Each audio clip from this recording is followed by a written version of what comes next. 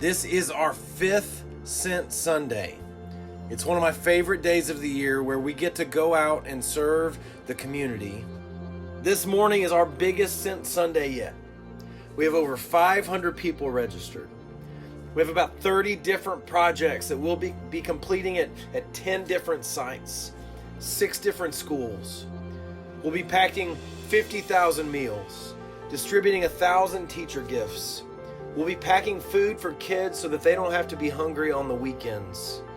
We're going to be doing a lot of stuff this morning.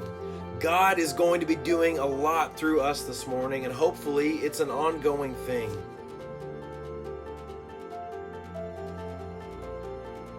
A lot of people tell me that this is their favorite day of the year because there is no message. The reality is that's not true. You are the message this morning.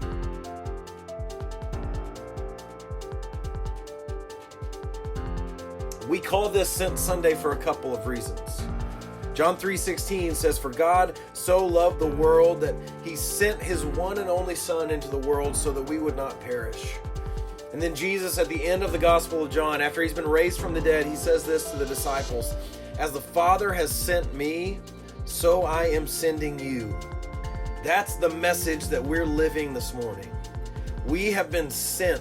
We've been sent by God. Not to just come here on Sunday mornings. Our gatherings on Sunday mornings are super important, but they send us out into the world to live differently. So that's what we want to put on display this morning.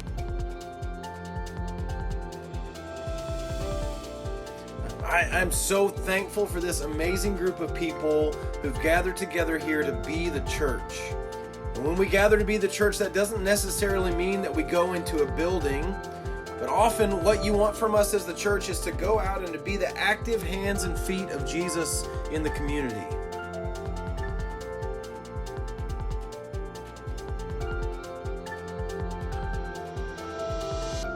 I was reading this week and I read this quote from Pope Francis, and I love it because I think it describes who we are as a church. He said this, "I prefer a church which is bruised, hurting, and dirty because it's been out on the streets, rather than a church which is unhealthy from being confined and from clinging to its own security."